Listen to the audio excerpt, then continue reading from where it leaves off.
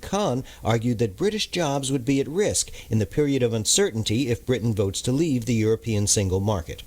Pro-Leave politician Nigel Farage says a so-called Brexit is still possible, though he believes the murder of pro-Remain MP Joe Cox last week slowed his side's momentum. The Telegraph newspaper wonders if thunderstorms forecast for Thursday's vote could depress turnout, which it suggests would benefit the Leave camp. Peter Kenyon, NPR News, London. UBS, one of the major forces in the foreign exchange markets, is now advising clients to prepare for trading volatility, no matter which way the vote goes tomorrow on Brexit. Thanks to a daring rescue mission at the South Pole, a sick American worker will soon be able to get medical attention off Antarctica. NPR's Jeff Brumfield reports a plane arrived last night at a remote U.S. science outpost and was grounded for at least 10 hours before it began its return journey. The National Science Foundation, which runs this station, has only done this twice before, and that's because it's winter at the South Pole right now, and conditions are really harsh. The National Weather Service says the current temperature is minus 76 Fahrenheit with a wind chill of minus 113. That's NPR's Jeff Brumfield. This is NPR News. Hey guys, this is Lulu Miller, co-host of Invisibilia, the show about the invisible forces that shape human behavior. And I am here to answer the number one question we have been getting in the Twitter sphere. Where have you been? To which I respond, where haven't we been? A police station, a prison cell, a mosque, fire hydrant in New York City. And we have been going to all these places and more to bring you the stories for Season 2 of Invisibilia, which starts June 17th. Come with us around the world and inside the perhaps more bewildering place of the mind. Listen to our new trailer and subscribe now at npr.org/podcasts. And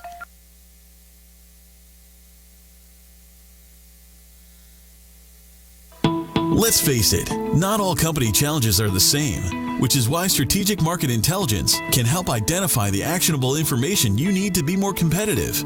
Gain a better understanding of your brand, competition, best prospects, or new product opportunities to generate greater revenues in 2015. Call 949-357-9547 or visit www.strategicmarketintelligence.com. I'm on the observation deck of the Empire State Building to demonstrate how much material Waste Management recycles. As North America's largest residential recycler, last year alone, Waste Management recycled 12.9 million tons. How much is that? Let's do the math. Carry the 6. It's enough to fill this building more than 27 times. With experience like that, we're bound to have a program that can help your business recycle. Talk to Waste Management or visit thinkgreen.com. When you use the Premier Rewards Gold Card from American Express, the rewards points can keep on multiplying. Buy 3 with triple points on airfare. Buy 2 with double points on gas and groceries. And a single point for pretty much every other dollar you spend on the card. Then, start choosing from over 1 million rewards to redeem all those points. Apply today and the annual fee for the first year is on us. Call 1-800-AXP-GOLD or visit axpgold.com. The annual fee for the card is $175. See terms, conditions, and restrictions at axpgold.com. Welcome, everybody, to the Raad Life, the only talk radio show that takes you along with host and age explorer Raad Gantos on his continuing journey of discovery into life's challenges, opportunities, options, and all the latest and greatest things that come with getting older. The Raad Life is brought to you this week by Your Home for a Lifetime, a company dedicated to empowering you to stay safely, independently, and comfortably in your own home. And now here is your host, Raad Gantos. Good afternoon, Paul. Can you hear me? Yes, Hello. I'm trying to do 5 things at once here. Well, you are the master multitasker, aren't you? Right. In fact, we'll do a little quick shot of me here. There I am over in the control room here trying to manage all this stuff here. So we're actually feeding live. We're trying something different. And if you are on Facebook and you're getting this live, are we on YouTube as well, Paul, or just Facebook? We are, but I don't know how to find that. We're on YouTube right now, and we are on Facebook. If you go to OC Talk, if you go to Facebook and just type in OC Talk Radio, find us. Okay, so I need you guys, if you're on there and you have nothing better to do with your lunch hour than spend it with us as usual, right? And I just want to say I really appreciate all who have given me feedback in person, and it's been kind of a surprise after doing this for a year, who actually is listening. Isn't it, though? So it's like, I appreciate the support, and keep on telling me and sharing with me your thoughts on how we can make this better, what topics we can talk about, etc. We really do want to make sure that it is relevant and interesting for people, even if it is while you're having lunch at your desk because you're chained to it. But because you're lonely. Today we're doing something different because you're lonely, Paul. Thank you. We just lost half the audience today. He didn't mean that. So we're trying something different today. Usually you can listen to us live 12 to 1 on Wednesdays by going to octalkradio.net and clicking the big listen live button. Yes. You can always also call us, and Paul, give them the number. 949-330-7761. Call us, and especially if you have any questions for today's guest, you can always call us on that number every week. But we also are trying to do live video feed now because it is stream. all the rage. Yep. And I will just say that we were experimenting with this earlier in the year before Facebook came up with it. So, we're not a latecomer. We just, right. We didn't get our technology. Facebook is actually going to pay celebrities. People don't realize that Facebook has now opened up live streaming. Yeah. Not just pictures on Facebook. You can actually stream live. Yeah. And it's not easy to do, but they're going to pay celebrities to go out and promote this, and they're really going to push it. Mark Zuckerberg thinks this will replace pictures on Facebook. People will take little videos of themselves and not just post pictures. Well, it's sort of Snapchat on steroids. Yeah. In a way. But anyway, so we're feeding on Facebook Live, and it's on through the OC Talk Radio Facebook page. Right. So go there, like that. If you haven't liked it so far, you should be liking it anyway, but look for that. And let us know what you think about the quality of the feed, if there's any delay, I would suggest you turn one off or the other. Like if you're watching it on your screen, don't be listening to it as well, because that could be really crazy. And eventually we'll put little graphics in. Yeah, we'll right put some now, graphics. We're doing pretty simple. Advertising, hint, wink, wink. Right? Yeah. And we are also trying to feed it on YouTube. But again, being that this is very grassroots and we kind of pride ourselves on being that way, right. Go search OC Talk Radio on YouTube, and then that way it'll give you that as a feed. So anyway, without any further ado, I do want to welcome my guest today, who is a friend, and who I don't know why she would want to do this to herself, right? but she is actually running for Irvine City Council, and I'm not picking on Irvine. It's just I don't know why anybody would do it to anywhere, right? Especially in the crazy climate that we're dealing with this year. Right. Okay, but Farah Khan is here with us today, and I'll tell you, we've had a couple of people. And we've tried to have the show be kind of relevant to getting older a little bit. Kind of relevant. Kind of relevant most of the time. But, getting older and not necessarily where you become like, an elder or a senior. But as you get older in life, different things pique your interest. Different things pique your engagement. You get involved in things. You take on causes. Your priorities change. And I think it's part of living. But again, there's a part of it that's also where you live in a community. And so at some point, you either get the bug of being involved in the community in a manner beyond just your household. And basically, whether that's an education path, whether it's a city council path, whether it's bigger office, a lot of times it's for a whole bunch of different reasons. But I think the main issue, the main reason that is common probably throughout, is being of service. And being of service for what? And this is why, I was kind of intrigued. Which is why I stand at a traffic light near my house and I go up and clean windshields. You're being of service? Being of service. I run up to between the cars, I clean their windshield. They give me $1. So I guess people, if you are interested of developing a radio show, call Paul, because we really need him more in the studio than on the street trying to get some pocket change to keep this thing going. That's right. It is a shoestring operation, but that's pretty bad, dude. We need to talk. I'm being of service. Okay, I'm opening it up with sponsors. Any sponsors who call in will give you priority on the phone line. Please. Right. For Paul's sake, by the way. Just for my sake. Yeah. So sponsors but, for Paul. It is true, and it's interesting. We had somebody in the other day who is, I guess I shouldn't say he's supporting Trump. I'm not supporting Trump, but he was in here, and he's a young man, and I was very articulate, and he's got involved, and now he's running like Students for Trump or something here. And I was thinking, as you were going through this, there seems to be two opposite ends of the curve here. You've got millennials suddenly getting engaged, and then you got people who maybe haven't been engaged for a long time suddenly wanting to step up. That is the only good thing of all this insanity going on. I think it's motivated a lot of people to take another look at politics. It's fascinating, and it translates down even to something like the Irvine City Council race probably, is that our communities are changing. Yeah. I saw a report, and Farah, I want to just take a minute because we're going to get into this, and I'm going to forget to introduce you. That's okay. So I've already I've mentioned who you are, that you're running for Irvine City Council, but take a minute and give people a little bit about your background, because you've been involved in a lot of stuff. This isn't just the first foray for you into public service. Sure, definitely. Basically, and just to kind of team off of what you guys have said previously, there's a reason for people to run right now, and it's the rhetoric that we're hearing from politicians. It's the way the country is moving and shifting. And really, it's a time either for lunatics to step up or for people that really care about the communities to step up. And usually both, actually. Yeah. Right? Yeah. And so right now, we really need more people who care about their communities, who care about building community to step up. And that's where I come in, because for the past, 12 years or so, that's all I've been working on is community building. Whether it was from working at nonprofits or working, door knocking, dropping off flyers, getting people educated, working at the PTA, on any level that you could think of, being at the rallies, stepping up in protests.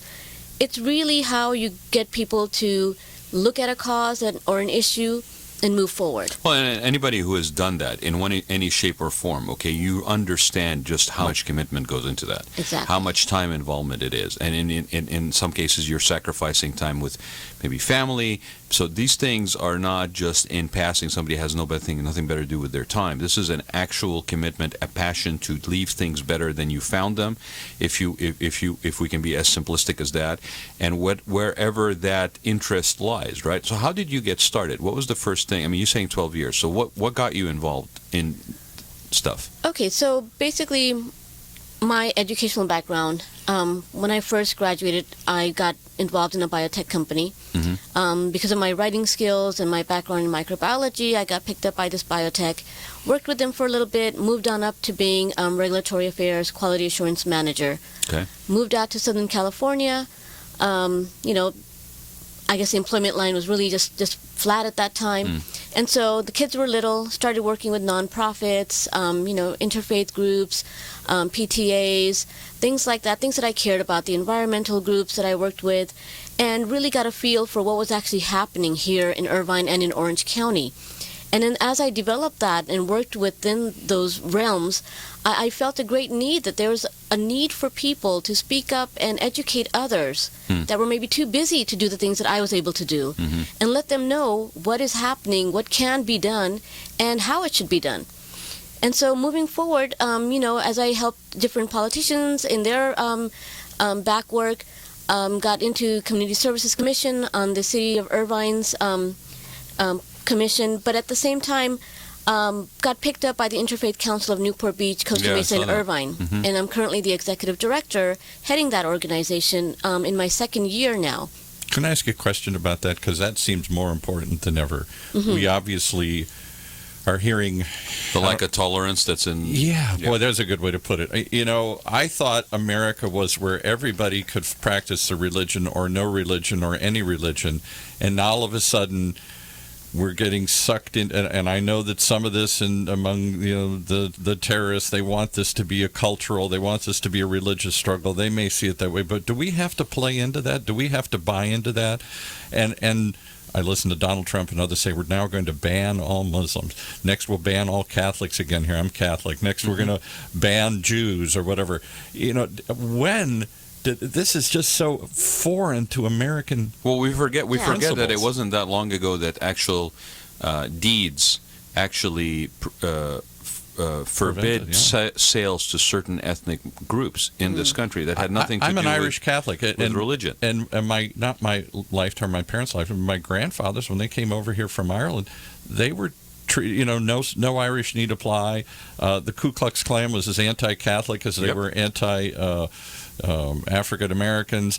The Italian had the same thing happen to them. You couldn't. When John F. Kennedy ran for president, it was inconceivable that a Catholic could be elected to public office because they're going to listen to the Pope and they're not going to have divided loyalties and all this kind of stuff here.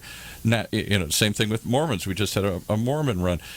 We seem and yet it's really funny, right? So when we shouldn't elect JFK because he might be listening to the Pope. Right. And then we had the similar situation where people tried to paint Bernie Sanders this year, okay, because he actually went to Rome, and met the Pope. Met the Pope, right. So, he's a 71-year-old Jew from New York who went to met the Pope, but you're still basically getting crucified, excuse the pun, just like JFK. This is touchy to me. Don't attack any religion. I'm not. Exactly. If they come after one, they can come after all. Right. And I've seen where we've had anti-religious groups here, and if we are going to root out some segment of Islamic terrorists, if that's the correct terminology, of radical Islam, don't we need the support of the Islamic community to do this? Of course. So Exactly. why do we then want to do this? So you say you're in an interfaith council. Tell me what that's like today. I got to believe, if I were a Muslim, I would be very concerned about living in America right now. And I guess I should. Are you a Muslim or Islamic? Yes, I am.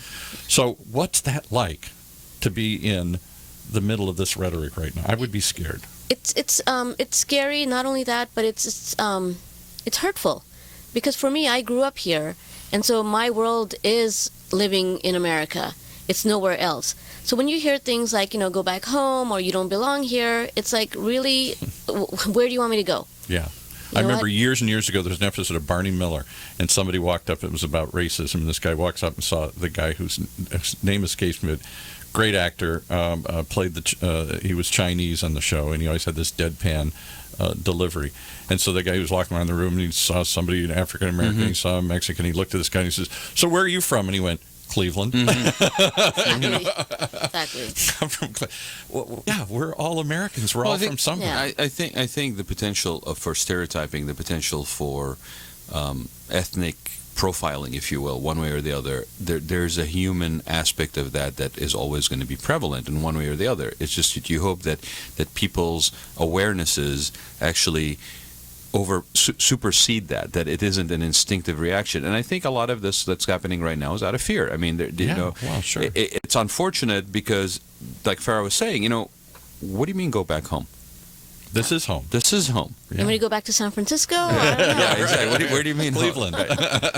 Right. Well, I'm sorry to touch, and maybe this isn't where you want to go, but I don't know anybody else that's of the Muslim faith.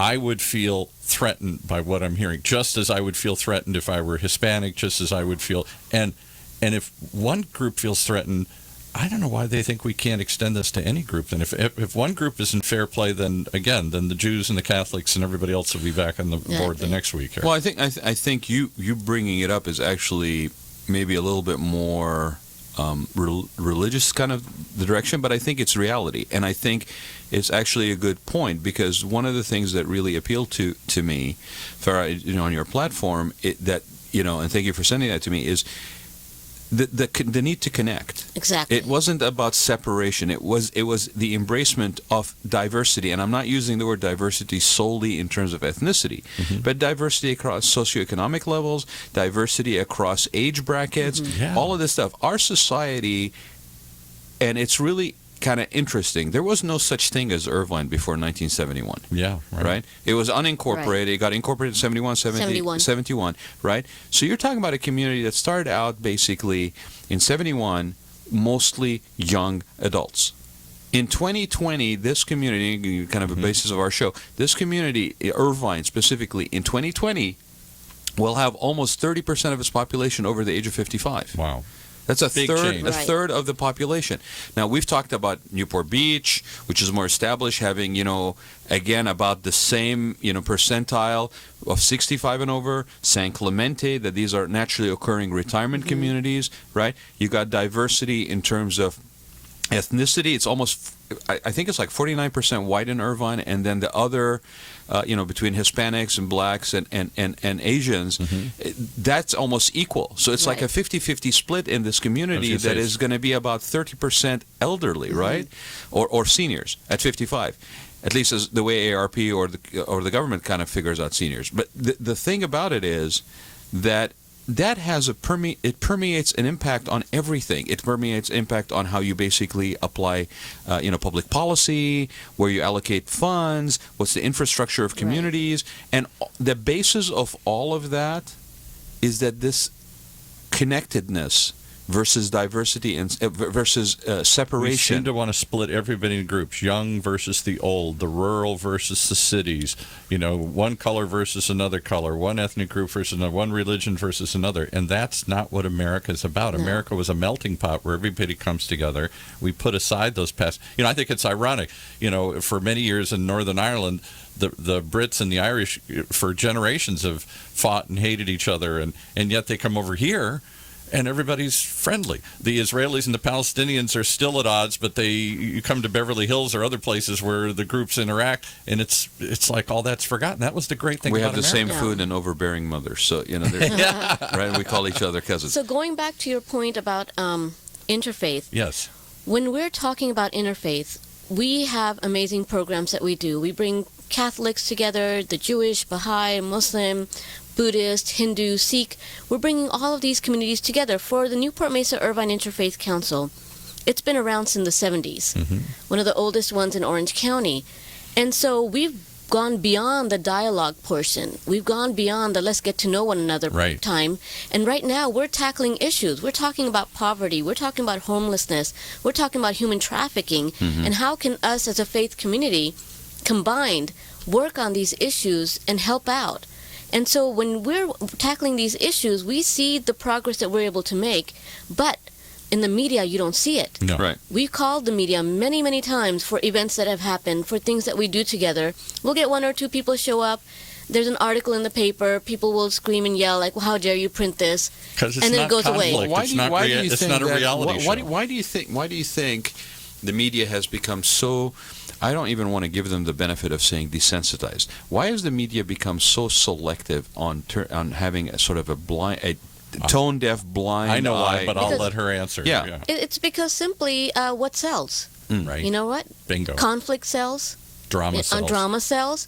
Anything that's good, anything that's positive, does not bleeds, sell. it leads. Right. There you go.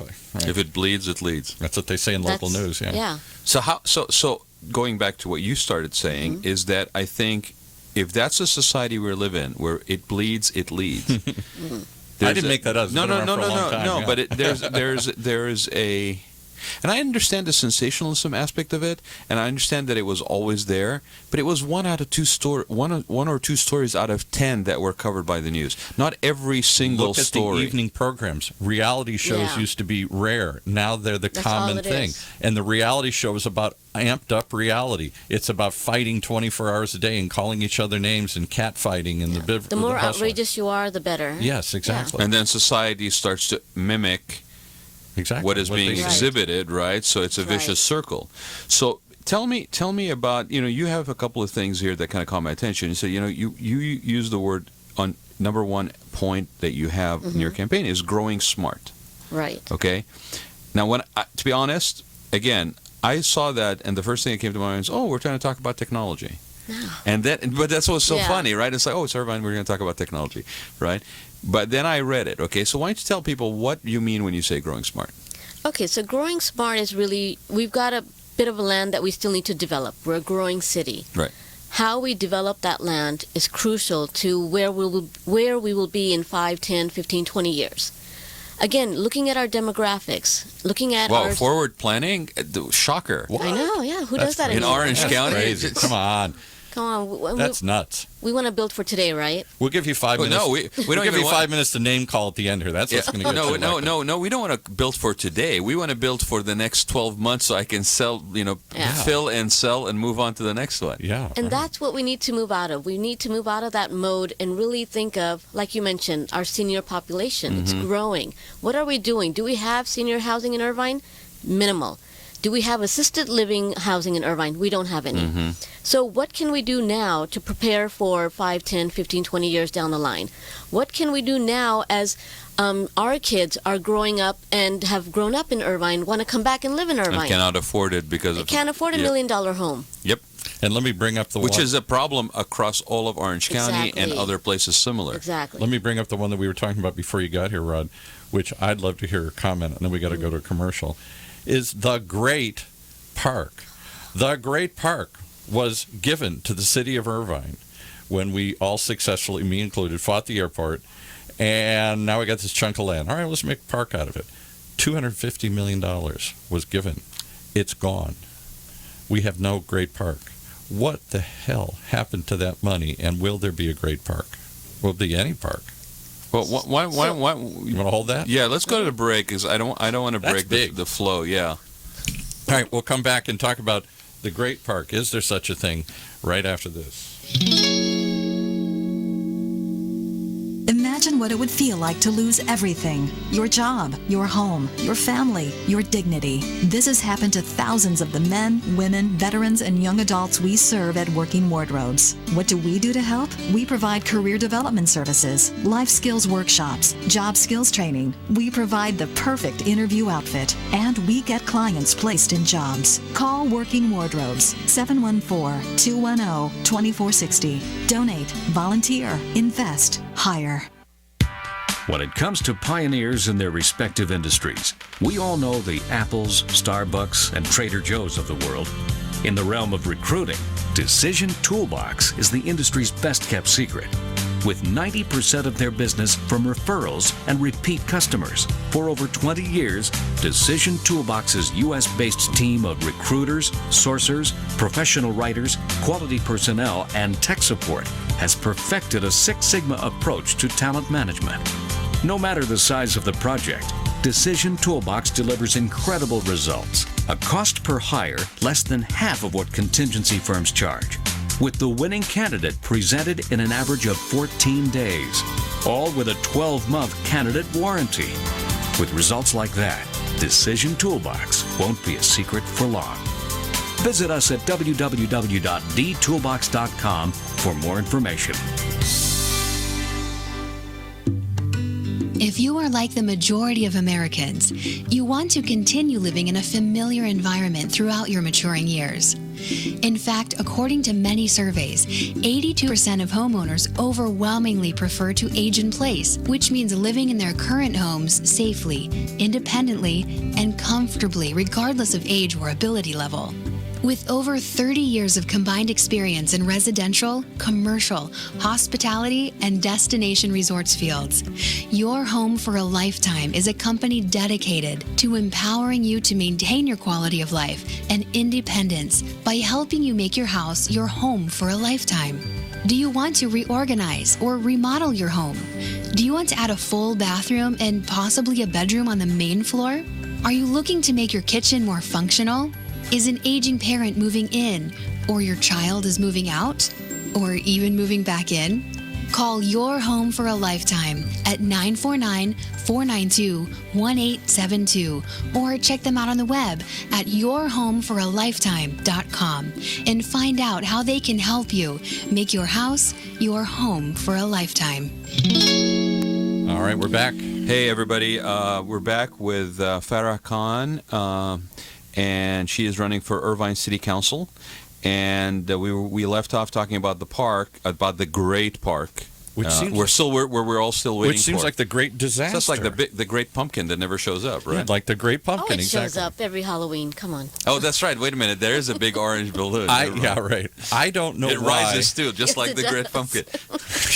Maybe you can get we can get Peanuts, the movie, to actually sponsor that. Maybe we can actually build something on the park. I'm so shocked that this, what could have been a signature piece of Orange County, like Grand Central Park in New York, or like the one up in San Francisco, other sorts of Balboa Park down in San Diego, museums, common areas, athletic fields, all sorts of endless, wonderful ideas. They got a huge chunk of land and a huge check, and they went through all of it, and nobody seems to care. It's just like, And you said even you walk around and people go, "Great park, yeah." It would have been great, but well. So when you were walking and meeting some of the voters for the primary, I'm assuming, right? So what was the reaction to that? So basically, the reaction was, okay, if we build it, great. If we don't, it hasn't been built in the past 12 years, so we can wait. So had people given up, kind they've of? given up. There's a few people that are still hopeful, but a lot of them are just like, you know what, this government has wasted our money, has not developed anything for the community.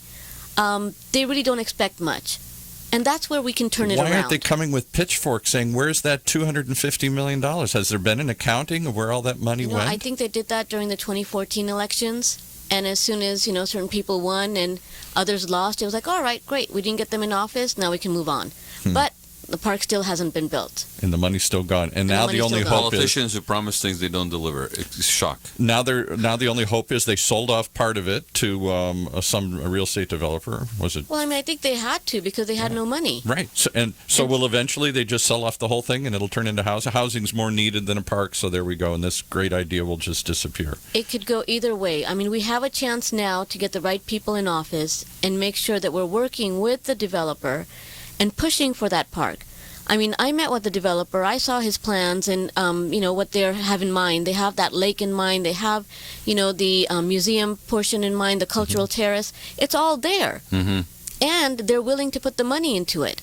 We just need a council that is able to unite and move it forward. Has that been the problem? Because the council has been very contentious, I've heard. There's been lots of fights. Or is it just a lack of leadership and vision? Or I'm curious your perspective. What's kept this from happening? So this is what's happened. At a local level, our council needs to be nonpartisan. And for the past some years, I would say maybe even 14 to 16 years, it's been built into a partisan race. Hyper-partisan. Where you will have slates coming out, a Democratic slate, a Republican slate, and it shouldn't be that way. And I don't see it in other cities as much as I do in Irvine. Mm-hmm. And so this time around, this year, we need to step it up and say, you know what? You can have your Republican slate, you can have your Democratic slate, but we need individuals who will step in and say, you know what, I'll get the job done, because not everyone on a slate is good. Well, and here's the thing. I think most people, in fact, it's such a problem that I think most people don't realize that city council positions are nonpartisan. Yes. They're supposed to be nonpartisan. You're supposed to work for the entire community, not a party preference. But that's how prevalent that problem is, and it's across the board. And Irvine is one place. San Clemente is the same situation. It may not be where you're blatantly running, but your flyers that are going out there saying, endorsed by the central committee, blah blah blah. And here's the real danger. Okay, the real danger is that you disenfranchise people and you disincentivize people from actually engaging in civic service. Yeah.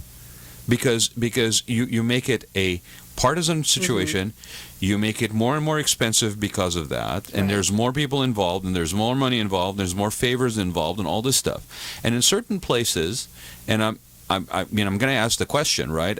Irvine is very associated with the Irvine Company, with development and real estate development, and in Southern California, that is a huge bread and butter industry. A lot of our money comes from property taxes and so forth, and we have been doing this for so long, especially in places that weren't around in '70 that are basically being built, right? That I don't know that I think we're kind of like addicted to that system, which doesn't work in certain places that are built out. What do you do when people that are older are staying in their homes longer? Right. That the property taxes are not increasing because there's no transference of property. You build more stuff and more stuff and more stuff until you can't. Higher density. Yeah. You're basically losing your youth because you can't basically provide housing that's affordable for people starting in their lives. Even though they were educated in that community, they were born in that community, they are the future of that community that are loyal to that community, and yet because we don't, the minute somebody says affordable housing, you might as well say squatter town, or slum. Yeah, right. In people's psyche, you basically, and then we no vacation rentals, group homes, all of that stuff. And when people talk about group homes, it's like, I understand when you talk about sober living, for example, or I understand when you talk about forms that kind of or vacation rentals, like Airbnb or party houses. I understand that, but you in your head, are you really differentiating that those are one form and that there's another form of group housing? It's called board and care. Seniors. That you, I'm shocked when you said to me that there is no assisted living in Irvine. There's one little cottage area, and that's it. Yeah, Irvine Cottages. Yeah. And That's it. and that is a very specific form of assisted living. It's Exactly. memory and cognitive. So Exactly. let me put the fire to your feet here. You want to be a candidate. You're running as a candidate for city council. How many people in the city council? 5 or 7? There's 4 city council members and then 1 mayor. Mayor. How many Okay, so seats are up? 2. Okay. 2 seats. All right. How would you, if you were elected, change this? How do you beat that partisan infighting? How do you how do you create consensus out of a fractured system? What sets you apart from other candidates? That too, but specifically, how do you? Well, I think the two are Yeah, synonymous. definitely. Okay, so you look at this. Who's in council right now, and who are they arguing with? You've got the Democrats arguing with the Republicans. You've got Republicans arguing within themselves. For me, I've worked with pretty much every single member on council and had a relationship with them. Whether it was working on homeless issues, worked with Lynn Schott on that. Whether right now we're talking about the art mural program in Irvine, I'm supporting Jeff Lalloway on that.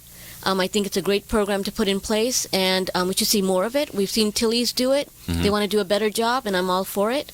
I worked with Christina Shea when we were trying to get non-toxic Irvine, getting all the pesticides out of Irvine and going organic. Worked with Beth Crom on several issues.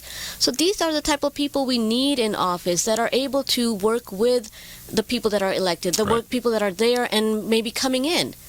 I mean, for me, I already have relationships with all of them. I don't have any animosity with any of them. So for me to come in and have a dialogue with them and say, okay, what can we work out, what can we not work out, is very easy. It's very organic. Rather than coming in with a baggage where I come in and I say, you know what, I can't work with this person, I can't work with that person, I have my own agenda. The agenda is our community. And that's what we should be working for. So there are some repetitive things that people say, and I've seen it happen on every election cycle. It's like somebody's going to basically step up and go, for whatever, not justified in most cases, okay? Oh, you're anti-development. Oh, you're anti-progress. Oh, you're in one or two camps. You're either a pro-development or you're a zero-growth kind of person, right? And it's a very simplistic way of putting in a very complex issue. But it's very misleading. It's very misleading, but on purpose misleading, by the way, most of the time, right? So what do you answer to that person? You have your slow growth team that's talking about, slowing growth down and maybe putting a moratorium on growth. And then you have your fast track team. But at the same time, you have to realize, as a city, our income is based on our development. Right. So we have to grow. Right. And we're going to grow only for a little while. We don't have that much space to grow anymore. Right. We're looking at possibly 7 years more of growth, and then we stop. Then we have to go into management mode. What happens if we don't grow correctly now after 7 years? Are we putting ourselves in a bind where financially we will not be able to be the same city we are today? Well, yes. And are we slowing growth down? Are we telling people that we're going to put you out of work because we're not going to build here and you're not going to have local workers coming in? These are all the things that you need to take into consideration. Don't believe the propaganda of, slow growth is going to take care of our traffic. It's not going to take care of traffic. Right. Stopping growth will not take care of our traffic issues. Part of the reality is people say, well, I don't want, for example, density is a hot topic. Are we going to get it become denser? Seems like we are, because there's still growth within the county. Business is growing. We have a better economic climate than I think just about anybody in Southern California. Maybe we are the best. So jobs are still here. Companies are still growing here. Lots of tech companies are coming here and moving in, which creates demand for housing. Exactly. And people have children, so they're having babies anyway. You can't stop all this from happening just by not building something. And sometimes when I hear these type of things, it really takes me back to thinking of the NIMBYs. Yeah. Right? So what are we really saying? Backyard. Are we saying by slowing growth down or by shutting growth that we don't want people coming in? And that's the wrong message. Well, but that's a common message, and it's funny because it seems to be there seems to be a camp of each one of those parties in every community in one degree or the other. And some communities still have some room to grow, and some communities are already at build out, right? But I completely agree with you. If you don't basically establish yourself with the future in mind, and that it's unavoidable at some point. Either you're at it or round the corner, you're going to have to go into management mode. Right. And your management mode better be agile enough to handle changing needs right, as well as new needs. It's not just the same model playing out and out and out. Managing the old stuff, right? Exactly. And this is the facility maintenance. I mean, all of this stuff. If you're not building it correctly, and if you're not building it to last, not only is it a bad investment that you should be getting more out of your investment, right, but it's also in a way irresponsible. This is the city that created master plan communities, one of the pioneers of long-term planning, of creating a community where people could start off in an apartment and move to a condo and then a house and then to a scene, that whole cycle of your life to accommodate that. And now all of a sudden we seem to be back into agenda politics. You elect me because I'm going to stop growth. You elect me because I'm going to fight this. You elect me because I'm against this. And that's the only reason you elect me. And so you got a bunch of people who come in with a non-negotiable position and all argue amongst each other. That's not government anymore. That's not government at all. And that's why I keep saying we need our voters to be educated, to learn what is possible in Irvine and what is just hearsay. Don't go for those, flashy little signs that say, oh, I'm going to do this for you. Because really, if you look at it, most likely they won't be able to do anything for you. And in some cases, they are basically purposeful distractions, by the way, from the real issues. Look over here so you don't look at this. That's right. The shiny object thing. I would think your work on interfaith councils would have tremendous bearing on your ability to work with people. Connect people. Trust me.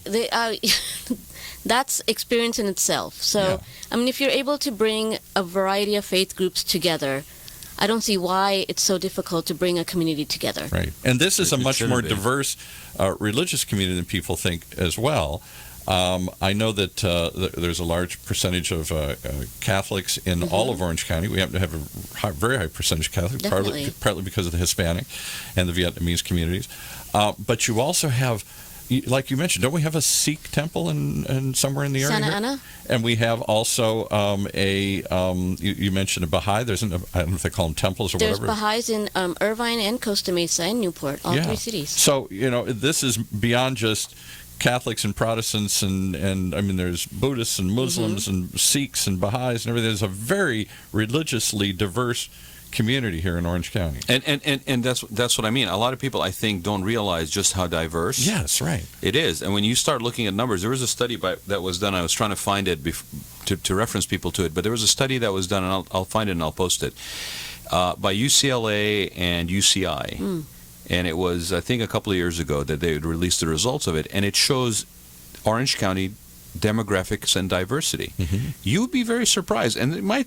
I mean, I'll be candid. It may scare the living daylights out of some people that are living in a bubble that basically in their pretense is one way. This is this old Anglo-Saxon white Protestant community, Republican bedroom community. It doesn't look like. There's that a reason why Orange County is going purple. There's a reason why there is dual immersion programs. There's a diversity in Orange County that maybe some people don't realize.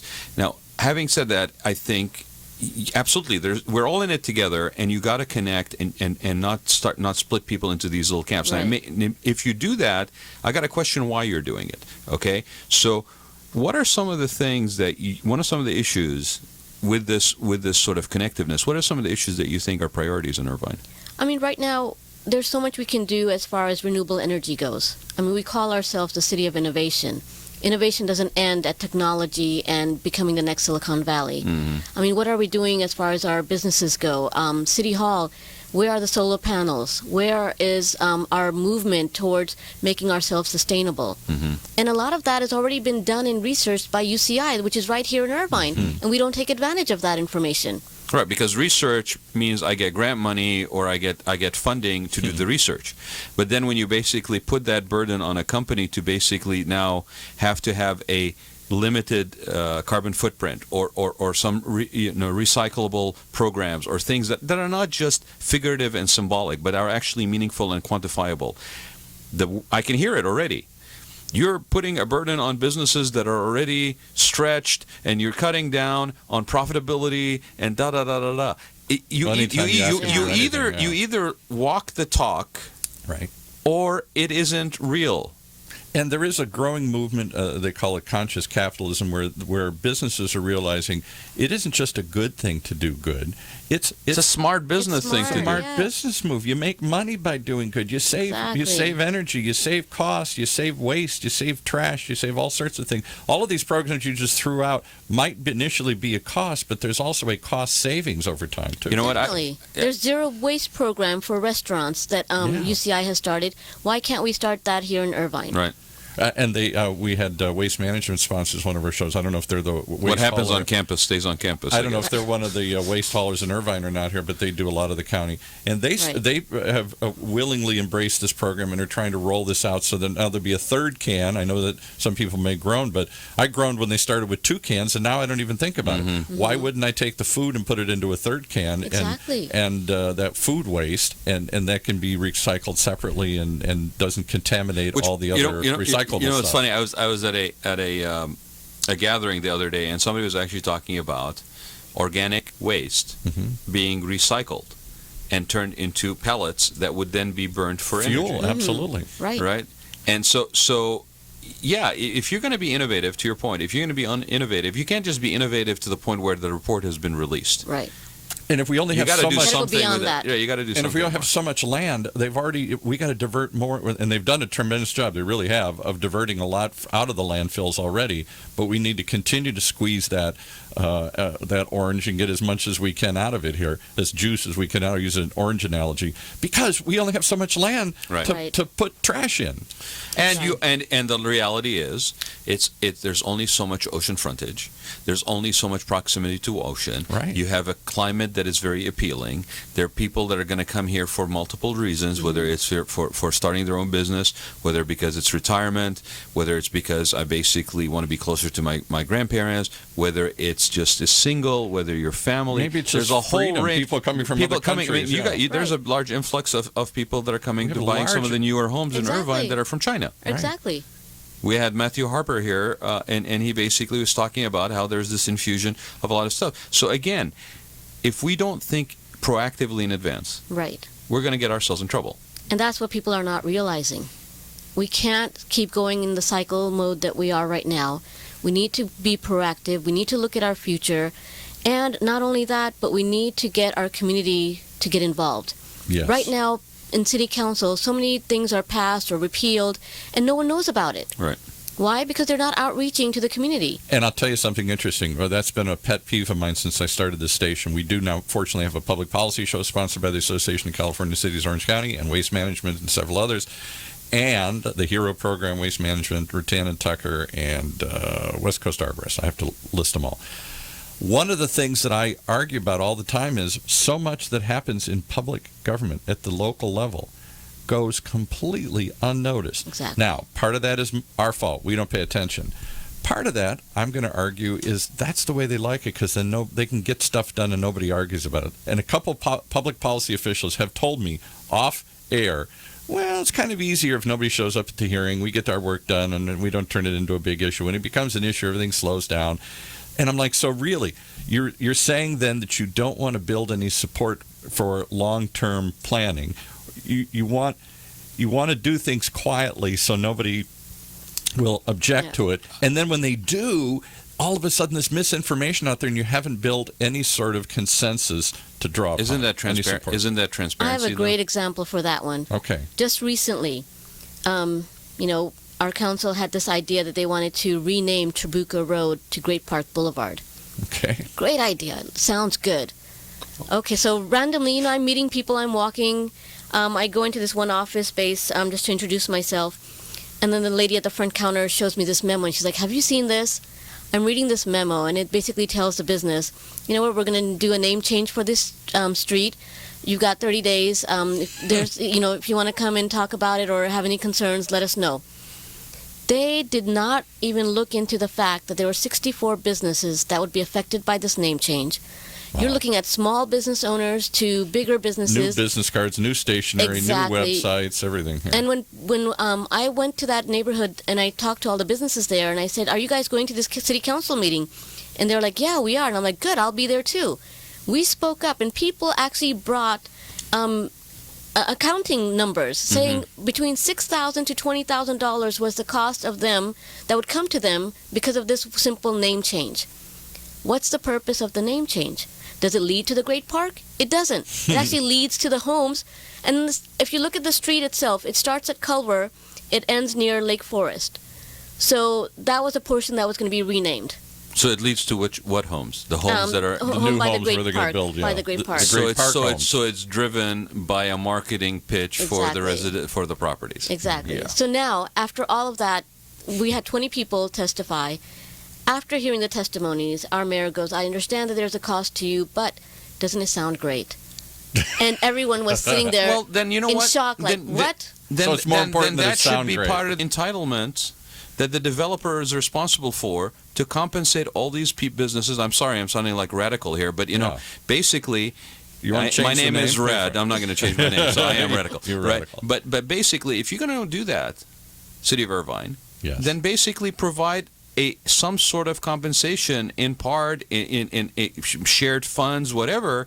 If there's a benefit, which there will be, I mean, nobody's stupid here, right? There's a benefit to the developer at the end of that road if the road is called the Great Park, right? Because it actually elevates the property attraction. Yeah. If you're going to do that, then compensate the businesses that are affected. They're going to basically incur $6,000 to $10,000. How about actually not just put a notice in the back page of some little throwaway paper that oh, darn, and you didn't show up and speak about it. Right. How about actually reaching out to people and saying, getting them involved early and said, beforehand. Somebody suggested this, might be appealing, might help our community workshop on something that has to do with a little town hall in the area. I don't know. There's so many ways to do that. How about we really talk about this and then see what? Oh, we hadn't thought about that. Yeah, there is a cost. Well, then here's how we pay for it. So okay, so that kind of touches on. To wrap that up, on that. Basically at the end, this is what's happening.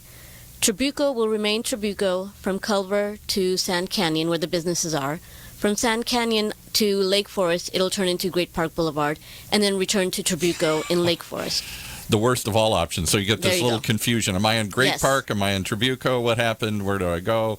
And I'm sorry, what is the development called? The in that area?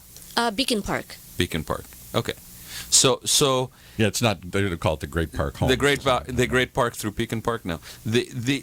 Okay. So this is obviously something that's not working. I mean, I'm shocked. Exactly. I'm shocked to hear about That's just one. I have like a list of them. So what else isn't working? I mean, communication seems to be breaking down as far as outreach form of communication. The point of if I'm to be it's not believed, breaking. They don't want it to happen. I understand. I was being nice. I said it's breaking down. They right? want, okay, they want to do it. what they want to do, and hope as few people hear about it until afterwards. And then you're not really good for me. I try to really at least spend a few hours a week not being jaded completely, and then I show up here and you completely get me into it again. So, but what else isn't working from your perspective? We only got a couple minutes. Left. Okay, so our public transportation.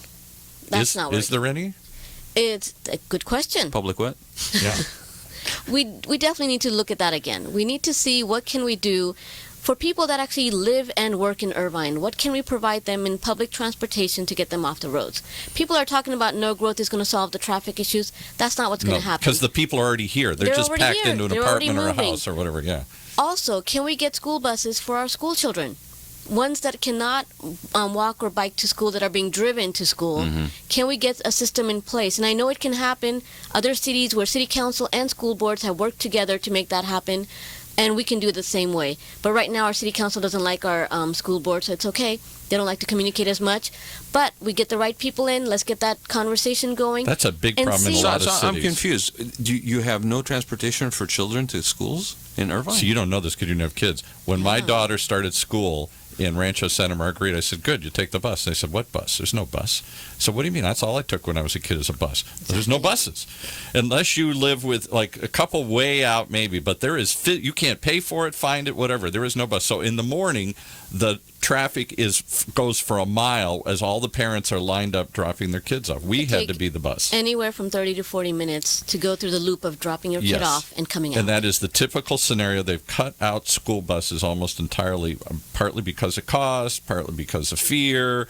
It's much safer. I'm going to drop my kid off myself. They're not going to be on them. I don't know what the rationale is. That is unconscionable. That's everywhere. That's everywhere. buses have disappeared. Because there used to be a bus yard down in South County, right? For Capistrano Unified, for example. And so you're telling me there are no buses? There are some, but most, I don't know about Capistrano so much, but I know, well, Capistrano Unified School District, where my daughter went, they took all the buses away. And then I forgot how you qualify to get a bus, but it ain't easy. So you have to either so there's walk a nice or drive. little piece of property that's available for resale and development now where we used to be the bus yard. They've taken away buses, so that's increased time and traffic dramatically. So lack of transparency, or at least seemingly breakdown in communication and outreach. Transportation, public transportation issues. Right. What else? Environment, making sure that we are sustainable. We touched on that, right? Making sure that we are working for the community and for the entire community, not a portion of the community, but everyone. Making sure that the quality of life that Irvine has promised remains the way it is, or even gets better. Mm-hmm. So let me ask you a question, because this came up in specifically in the case of Anaheim, for example. 2 minutes, right? All right. What is what's the diversity of the city council in Irvine? Is it diverse? I think the only diverse ethnically person diverse? we have Ethnically is diverse? Mayor Choi, who's Korean.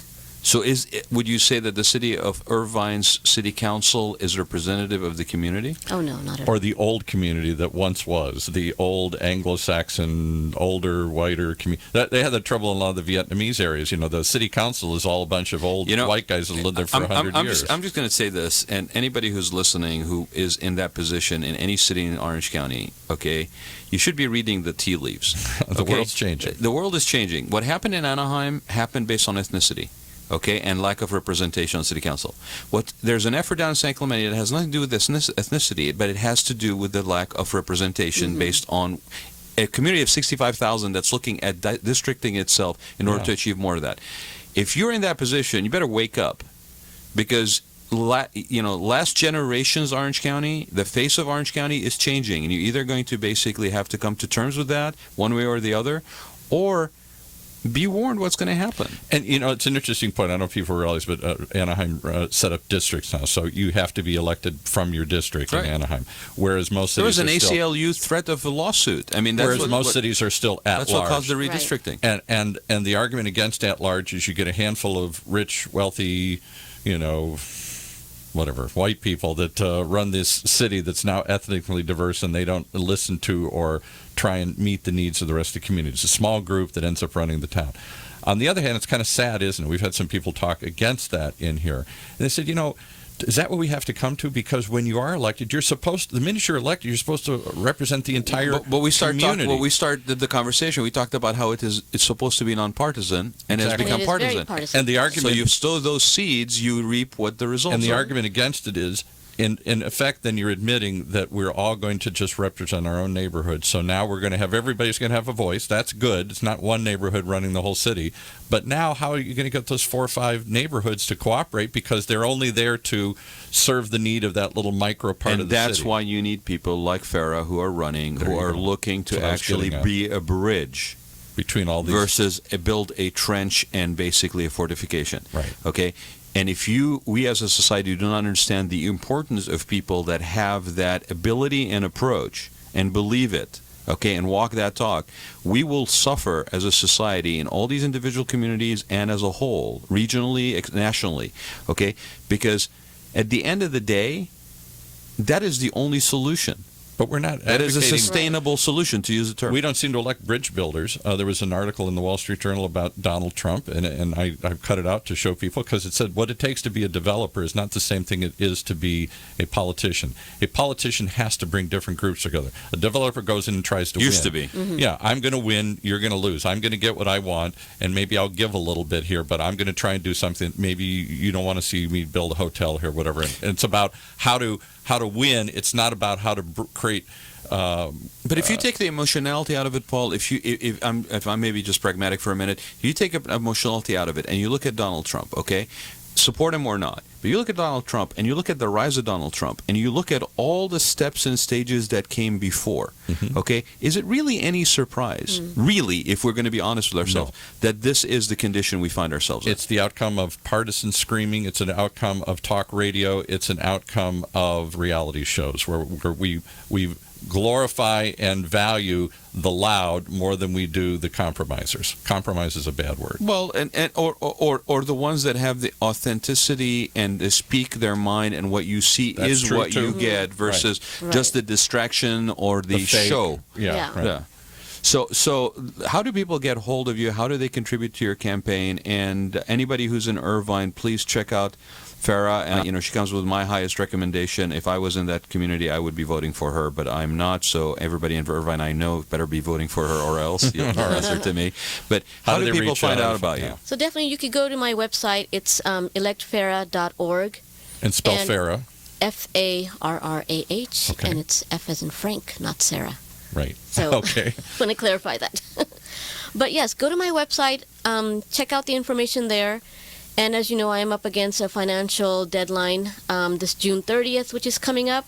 So if you are able to contribute any amount, would be very helpful. You can go to that website What and happens click June on 30th? donate. I didn't know. What happens June So 30th? every 6 months, there's financial deadlines, and we have to report how much we've raised. And the wonderful politics that we run here are based on, who's raised the most money. Yeah, right. So in December, out of the 9 candidates that were running, I came up in the top 2, which was great because, I've been reaching out to community Very members. impressive. Congrats. And I'm hoping to do the same thing in June because that way, at least for those that have been established politicians here in Irvine, see me as more of a competition, and then I can become more viable and people will actually pay more attention than for someone who's raised maybe $5,000-$6,000 and Right. they're like, oh man, what are they doing? How many people? How many But seats- isn't that sad? It's very If sad. I've raised an X number, and Then I I'm a hang that serious over my candidate. neck, I must be Exactly. a serious candidate. How many seats are open? You said 2 of the 5? 2, And how many yes. people are running for the 2 seats? At the current moment, there are 10 people running. Wow, 10 people. Yeah. So it's going to be another crazy. So a small slice will determine one way or another. So every vote will count. And some of these local elections, what was the one that's still hanging? There's one here locally in June. I forgot which one of the local races. It's down to like 50 votes or something here. Somewhere in the county, there's an election that's still hanging by that. I know one of the school, Orange County School Board ones are pretty close. There was one, I should remember this, they were coming and talking about. Anyway, your vote counts. In local Yes. elections, you could, point is 50 votes may change it one way or another.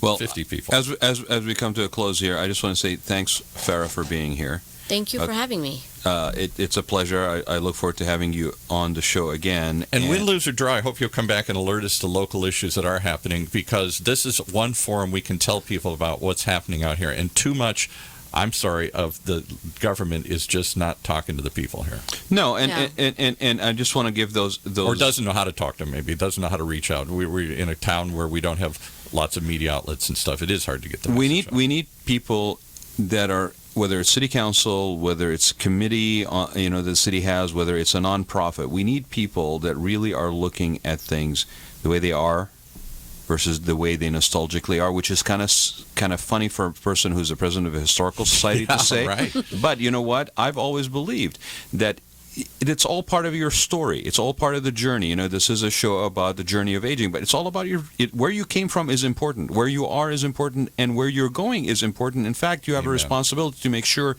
that not only is saved and protected for yourself, but other people in your community. So again, please check out Farah for Irvine on Facebook, and that's Farrah for Irvine. And as always, you've somehow found a way to tie this all together right at the end there, this journey. You just brought that. This is a show about the aging journey. The cities have an aging journey, and we need to focus on where we're going as much as where now we that came we are from. on camera as well as on audio, That was what are amazing. you thinking of this whole last year that I've been with you? You think it's just a pretty face that's sitting in the... It's amazing how you tied that together. I just feel moved now. So I appreciate everybody joining us. I hope you enjoyed us toying with the video feed as well as the audio. Please let us know what you think of these shows. You can always send me a text or message me on Facebook through the Raad Life station. You can always email me at Raad, R-A-A-D, Gantus, G-H-A-N-T-O-U-S @gmail.com. And you can call me on my cell, 949-212-8299, and we will continue to bring you things that are important. Keep chatting that we for 1 feel second. are I got to important. find your outro here. And again, I'm just going to say that Farah has a proven track record, as far as I'm concerned. and building community in multiple roles that she has been building bridges. Building bridges, right? I like the sound of that. Okay. Are you? By the way, are you an Xer or a millennial? Oh gosh, I think an Xer. Okay. So again, I'm an Xer too. So I'm going to give a shout out to Xers because most people feel that we're sandwiched between. Again, I'm bringing it around, right, Paul? Yes. Between boomers and millennials, right? There's this thing called Xers, and this is a small. We're important too. The lost generation. X, because we don't know what to call you, right? Well, guess what? The more and more I talk to Xers, I'm realizing, okay, even if I'm blowing my own horn a little bit, is that we have an important role to play, and that is literally to bridge between the boomers and the millennials in the course of what we do. And here's a perfect example. Yeah, parents and their children. This is a perfect example of yet another Gen Xer who is acting as a bridge in her community. So please check out Farah and donate if you can to her campaign. She's dedicated. She's dedicated to bring a bipartisan approach to stuff and be solution-oriented and stop this, camp non-development, camp development. You're either with us. Another. It's time to stop saying you're either with us or you're against us. Do we need to remember what that led us to in the last decade? Yeah. Thank you for joining us. You have been listening to the Raad Life radio show with your host and age explorer, Raad Gantos, brought to you on the one and only OCTalkRadio.net. Join us again next week as we continue our journey of discovery into life's challenges, opportunities, options, and all the latest and greatest things that come with getting older.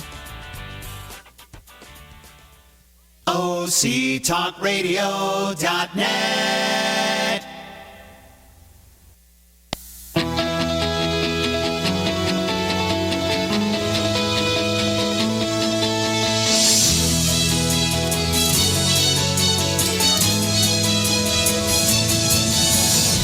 Welcome once again to the OC Spotlight, the segment where we take a look at the most amazing people doing the most incredible things right here in our own backyard. And we often highlight events or things that are coming through the county here, and this one is no different. Today, we're privileged to talk about something that's coming to the Bowers Museum. I hope you've been to the Bowers Museum over in Santa Ana there. I should give a plug for the address. I'll find the address in a moment here. But it's really, really a cool place.